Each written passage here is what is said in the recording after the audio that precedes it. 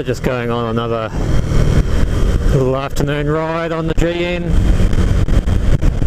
trying out a few little changes I've made.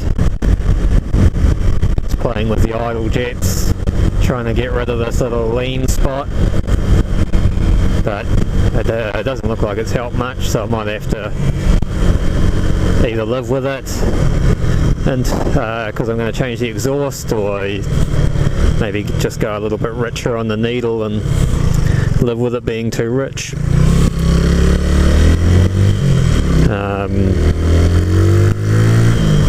I also just changed the whole rear fender, rear lights.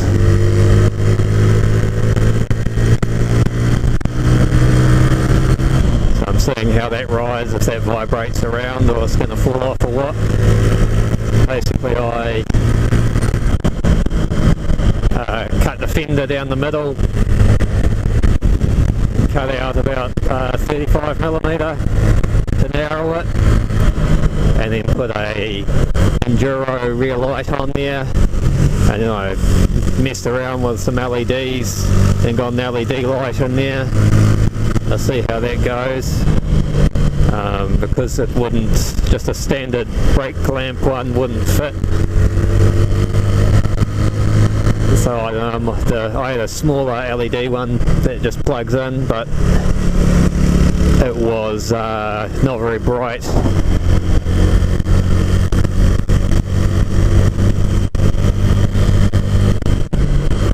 So I might have to end up just going for a little incandescent one.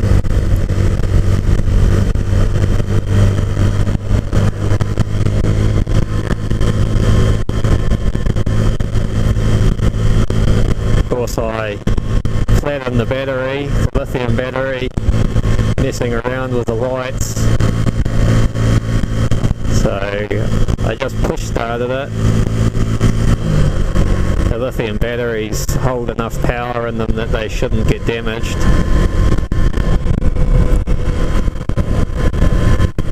But you can push start, which is good, so you should be able to kick start off the lithium battery as well.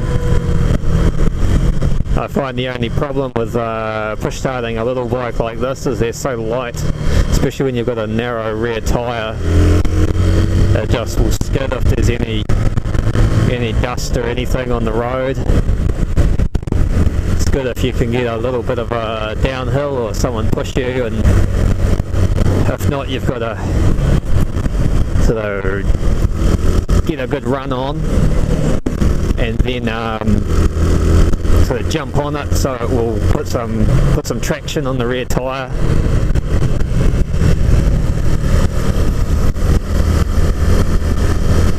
And it's not like this has very high compression.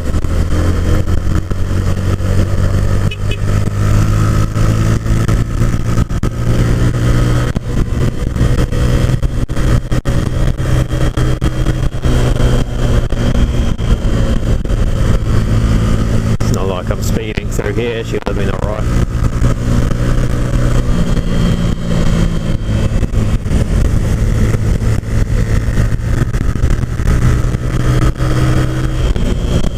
So this is the Hunua Gorge up in the back of Papakura going towards Hunua. So maybe I'll go and check out the Hunua Falls. See how much range I can get out of a tank of gas on this new camshaft.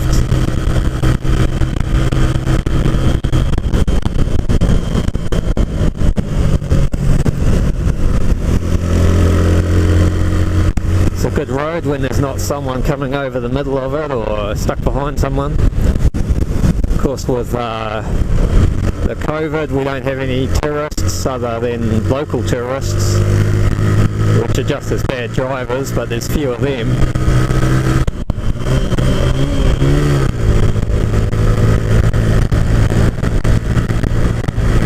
Thought I had speedway gearing there for a while and downshifted to go up. Whoops.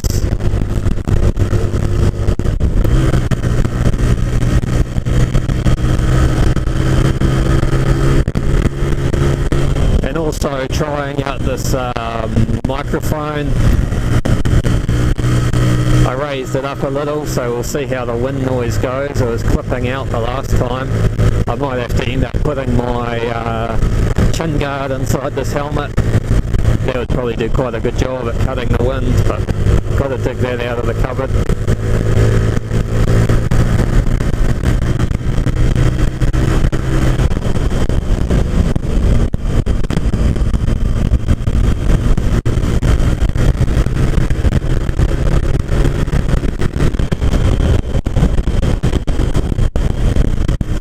I'm about due to weigh the bike again, I think, after doing the rear fender and lights. The original light and brackets with number plate bracket and everything just about weighed 800 grams. I didn't end up weighing the new fender, but that'll be significantly lighter, I'd imagine. Again, so probably another 200 grams taken out of that. The new light was about 200 grams. And then the number plate bracket, I just put 2 washers on the back of my rack, welded those on there. So that's, a gram or 2. So the bike should be just about 700 grams lighter, I would say,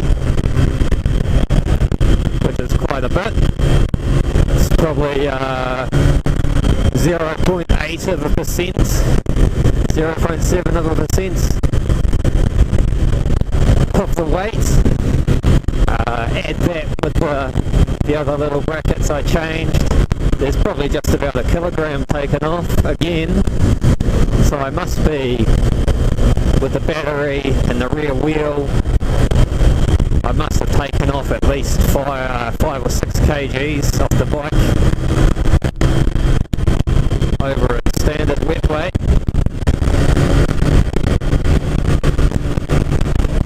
Which is pretty damn good, I think.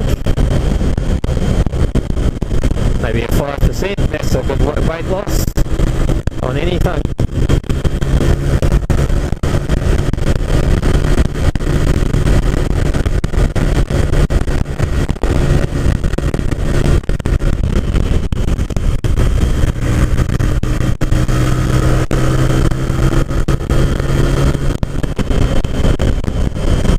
You can think things like,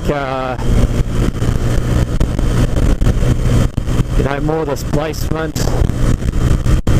better traction, that makes you more powerful out of the corners, less weight makes you more faster everywhere.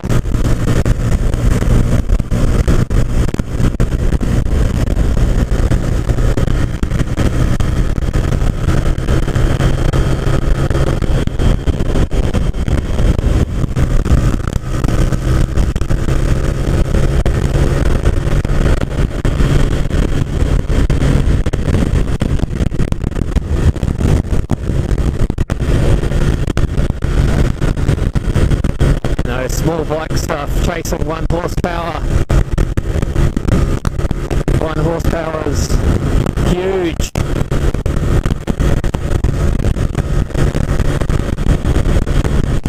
Here we are, coming into Hunua. Just a little village, or a hamlet, I suppose you'd call it.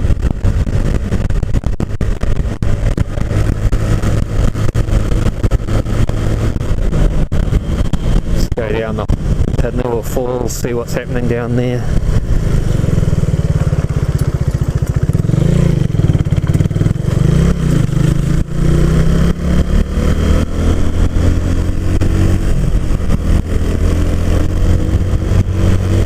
We'll just cruise along.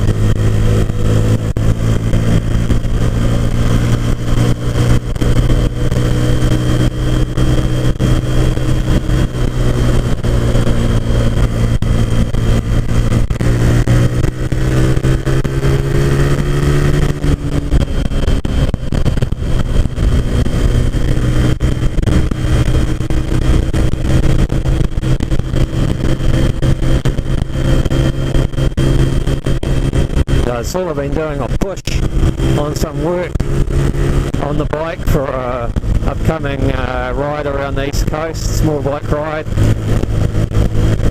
It's, I think, about 400 or 500 kilometres over 3 days, and it's probably 80% gravel. Some pretty gnarly roads. Gone past it.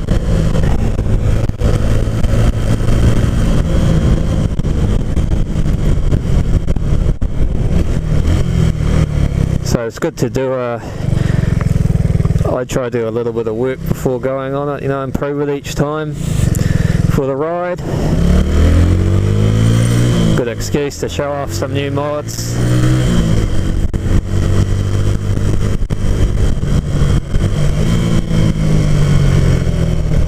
I went round it by myself once on just a stock GN and it was fine, even on the stock tyres. Going up on the gravel, you just go a bit slower. Front tyre's a bit dodgy, but never mind. Second time I did it with the 150 kit, and that was great. You could just leave it in, you know, leave it in third gear and treat the bike like a twist and go. Just had the torque to go up the little, you know, the little winding gravel roads. Didn't have to think too much. And then this year I'll have the 18-inch rear wheel with the knobblier tyre on it, and then the new camshaft and the new battery actually as well, and the lighter or the lightning. So it should be interesting to see the difference. The last rides I've done with the rear panniers, found that front end got a bit skittish.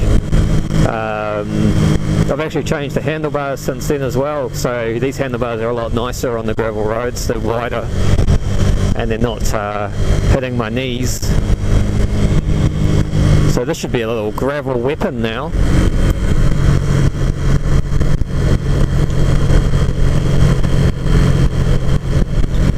Yeah, so I took the panniers last time. This time I'm just taking a tank bag with everything in it. I'm hoping that it'll keep some weight to the more central. The panniers, it felt like the rear end was too heavy, and that was affecting the handling as well, but who knows.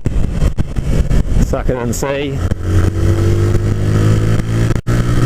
I travel pretty light. I just have a bivvy bag, a lightweight sleeping bag, not taking any cooking gear this year, just some food, mug, because all the places I'm camping at have like a community kitchen in it, so I can at least get some hot water.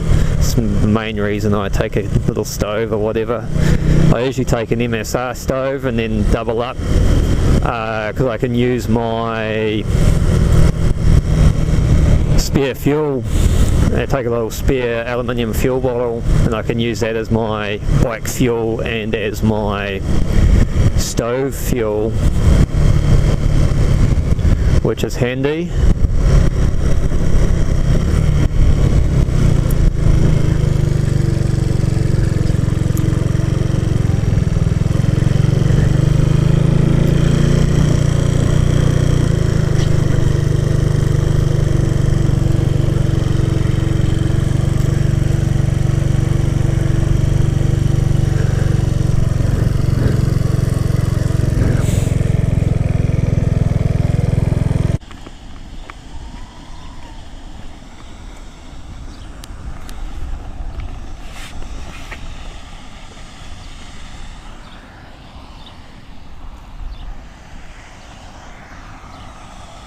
Yeah, here's the falls.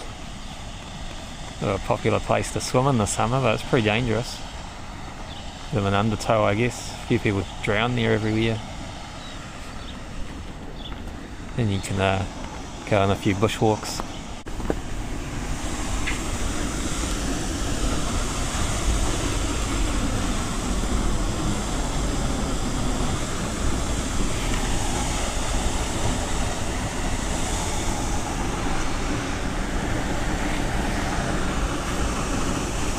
So these hills up here are where Auckland City gets most of its water out of. You can do a bushwalk, goes up in the mountain a bit. There's the dams up there. And they're pretty dry this year, last year pretty dry. Nice sunny day, great day to be wearing leathers and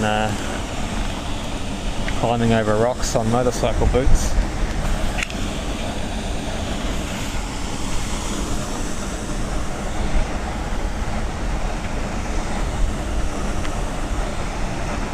There's Hunua Falls.